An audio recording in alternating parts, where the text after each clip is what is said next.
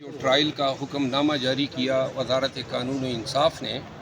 جس میں انہوں نے کہا کہ جی ہم یہ این او سی دے رہے ہیں کہ ہمیں اعتراض نہیں ہے چیئرمین پی ٹی آئی کے سائفر کیس میں ٹرائل کا اٹک جیل میں ہونے پہ۔ اس این او سی کو جواز بنا کے جو فاضل جج صاحب ہیں ڈیزگنیٹڈ کورٹ کے، وہ چلے گئے اگلے روز اور وہاں پہ انہوں نے جیل میں سماعت کی۔ اس حوالے سے قانونی نکات اٹھائے ہم نے ریٹ پٹیشن میں چیئرمین پی ٹی آئی کی طرف سے۔ پہلا سوال اس میں یہ اٹھا کہ نو آبجیکشن سرٹیفکیٹ جو ہے یہ حکم نامہ تو نہیں ہے، وزارت قانون سے یہ این او سی کس قانون کے تحت مانگا گیا؟ قانون اس پہ خاموش ہے۔ پھر اگر کوئی کہتا ہے مجھے اعتراض نہیں ہے تو اس کا یہ مطلب نہیں ہوتا ہے کہ جی اب یہ حکم نامہ تصور کیا جائے اور آپ ٹرائل دوسرے صوبے میں لے جائیں۔ اٹک پنجاب میں فال کرتا ہے اور اسلام آباد سے پنجاب میں ٹرائل صرف ایک ہی اختیار ہے، آرٹیکل 186A کے تحت سپریم کورٹ آف پاکستان کو۔ سپریم کورٹ آف پاکستان نے ایسا کوئی حکم نامہ جاری نہیں کیا۔ یہ اختیار جو ہے وزارت قانون کے نام پہ وفاقی حکومت نے جو ہے ایکسرسائز کر لی ہے۔ دوسری بات یہ ہے کہ اگر ایک ٹرائل جو کہ اسلام آباد کے ہیں وہ اگر صوبہ پنجاب میں ان کا انعقاد ہوتا ہے تو قانونی طور پر پنجاب میں کیے گئے ٹرائل کی اپیلیں ریویژن تمام جو ہیں وہ لاہور ہائی کورٹ کے سامنے دائر ہوں گی۔ تو اس کا مطلب یہ ہے کہ اسلام آباد ہائی کورٹ کی جو جوریسڈکشن ہے اس کو بھی سیبوٹاج کیا گیا۔ تیسری بات یہ ہے کہ یہ اختیار قانون میں دفعہ 9 ضابطۂ فوجداری کے تحت پروونشل یا فیڈرل گورنمنٹ کو ہے، اور اس کے لیے بھی ضروری ہے کہ جو مجاز عدالت ہیں جہاں پہ ٹرائل ہو رہے ہیں اس کی کنسنٹ لی جا چکی ہو۔ اس کیس میں نہ کوئی کنسنٹ لی گئی، کیونکہ کل ہی میں متعلقہ فاضل جج صاحب کے سامنے پیش ہوا اور انہوں نے اس کی تصدیق کی کہ ان سے کوئی کنسنٹ نہیں لی گئی۔ اور دوسری بات یہ ہے کہ چیف کمشنر اسلام آباد کا یا وزارت داخلہ کا ایسا کوئی حکم نامہ جاری نہیں ہوا جس میں ان کو کہا گیا ہو کہ آپ ٹرائل وہاں پہ کریں۔ چوتھی اس میں امر یہ تھا کہ اسی جج صاحب نے، جو ٹرائل جج صاحب ہیں، انہوں نے پروڈکشن آرڈر جاری کیا تھا، جوڈیشل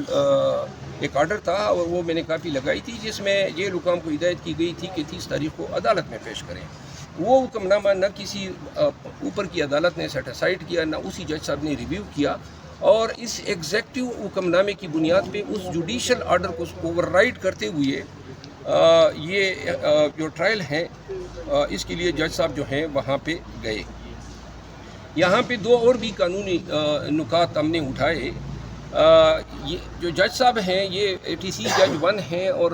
اینٹی ٹیررزم ایکٹ 1997 کے تحت یا ہائی کورٹ کا جج یا پھر ڈسٹرکٹ اینڈ سیشن جج جو ہیں وہ اے ٹی سی کورٹ کا جج بن سکتا ہے۔ یہاں پہ سائفر کے لیے جس جج صاحب کو انہوں نے مقرر کرنا تھا وزارت قانون نے، وہ مجسٹریٹ کی تعریف میں آنا چاہیے تھا۔ انہوں نے سیشن جج کو مجسٹریٹ بنا دیا اپنے حکم نامے میں، اور یہ 15 دن پہلے ایک اور جج صاحب تھے، اس جج صاحب کو ہٹا کے انہوں نے ان کو لگا دیا۔ یہ ساری چیزیں ہم نے چیلنج کی۔ اس سب کے پیچھے یہی ایک محرک ہے، جب توشہ خانہ میں چیئرمین پی ٹی آئی کی اپیل سسپینڈ ہوئی تو قانوناً ان کو جو ہے اٹک جیل میں مزید نہیں رکھ سکتے تھے۔ اب اٹک جیل میں مزید رکھنے کے لیے یہ غیر قانونی حکم نامہ جاری کیا گیا، اور اٹک جیل سے جو ہمارے خدشات ہیں وہ سب سے پہلے سے آپ کے علم میں ہیں۔ ہم نے پہلے سے اس پہ ایک ریٹ پٹیشن میں نے دائر کی ہوئی ہے، اور جس میں ہم نے استدعا کی ہے کہ ان کو اڈیالہ جیل منتقل کیا جائے۔ ان سب تمام باتوں کے پیچھے انہوں نے ایک قربانی بھی دی، اور قربانی یہ کہ چیئرمین پی ٹی آئی کو عدالت اور لوگوں کے سامنے آنے سے روکنے کے لیے ایف آئی اے نے ان کا کوئی فزیکل ریمانڈ طلب ہی نہیں کیا، جبکہ شاہ محمود قریشی کا 11 دن تک انہوں نے فزیکل ریمانڈ لیا۔ جو پرنسپل ایکیوزڈ ہیں ان کے خیال میں اس کا ریمانڈ طلب نہ کیا جانا یہ بھی ان کی بدنیتی کو ظاہر کرتا ہے، کیونکہ یہ نہیں چاہتے تھے کہ chairman P T I public کے سامنے آئے، عدالت میں آئے، وہاں ان تک ان کے وکلاء اور ان کے رفقائے کار کی رسائی ہو۔ اور اس سب کے پیچھے محرک یہ ہے کہ سائفر پہ وہ چیئرمین پی ٹی آئی کے بیان کو روکنا چاہتے ہیں، جس سے ایک بونچال آیا ہوا ہے یونائٹڈ اسٹیٹس آف امریکہ میں جو بائیڈن کی حکومت کو، کیونکہ اسی چارج پہ ڈونلڈ ٹرمپ جو ہیں وہ اب جیل میں ہیں۔ انہوں نے صدارتی انتخابات تھے بیلاروس میں، اس میں مداخلت کی تھی، اور یہی چارج اب جو بائیڈن کی طرف آ رہا ہے، اور اس یہ جو لیکیج ہوئی ہے سائفر کی امریکن سائڈ سے، اس کے بڑے ہی مہلک نتائج برآمد ہوں گے برسر اقتدار پارٹی جو یونائٹڈ اسٹیٹس میں ہے۔ ان تمام گزارشات کو سننے کے بعد عدالت نے جو ہے ریٹ ایڈمٹ کی، اور ساتھ میں انہوں نے یہ بھی حکم دیا کہ جو ہم نے جیل کے حوالے سے جو رٹ کی تھی اسی کے ساتھ اس کو اگلے ہفتے لگائیں گے۔ اچھا سر، یہ پنجاب الیکشن کے حوالے سے جو الیکشن کمیشن کی جو درخواست تھی وہ سپریم کورٹ نے آج خارج کر دی ہے، ابھی خبر ہے، اس کے حوالے سے کیا کہیں گے آج؟ جی، سپریم کورٹ آف پاکستان کا فیصلہ حتمی تھا 14 مئی۔ یہ الیکشن نہ کروانے کے جو امپلیکیشنز ہیں اس فیصلے کی پامالی کے،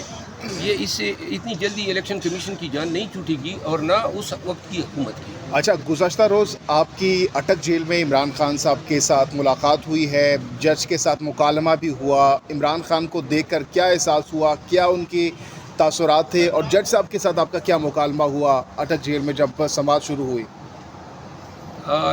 میری تو جو جج صاحب ہیں ان کے سامنے جب شاہ محمود قریشی صاحب کی ریمانڈ کے لیے ان کو لایا جا رہا تھا تو اس وقت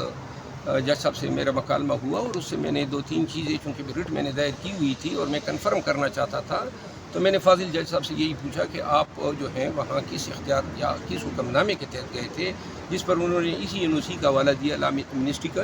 اور پھر میں نے دوسرا یہ پوچھا کہ آپ نے کوئی کنسنٹ دی ہے جس کا انہوں نے انکار کیا، پھر تیسرا میں نے یہ پوچھا کہ جو جوڈیشل آرڈر آپ نے کیا تھا کیا آپ نے اپنے آرڈر کو وڈرا کیا تھا یا اور کسی نے اوور رائٹ کیا تھا، جس کا اس نے نفی میں جواب دیا۔